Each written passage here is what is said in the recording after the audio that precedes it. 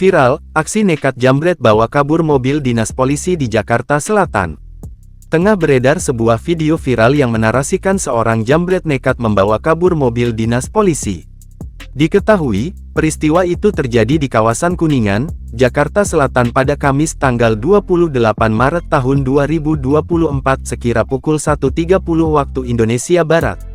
Dalam akun Instagram @terangmedia, dikatakan bahwa mulanya pelaku berhasil diamankan usai melakukan aksi pencurian. Ternyata, kunci mobil tersebut masih berada di dalam kendaraan. Ketika anggota yang bertugas berada di luar mobil, pelaku yang nekat pun langsung membawa kabur mobil dinas tersebut ke arah Pancoran. Sejumlah driver ojek online pun sempat mengejar, namun pelaku berhasil kabur dan menghilang tanpa jejak. Melansir unggahan dalam akun Instagram @yordangmel, tampak sang jambret meninggalkan motor yang ia gunakan dalam melancarkan aksinya. Kini, video tersebut pun telah viral dan diunggah ulang dalam banyak akun di media sosial. Netizen yang menyaksikan peristiwa itu pun ramai memberikan komentar. Belum ada konfirmasi pihak terkait mengenai kabar tersebut.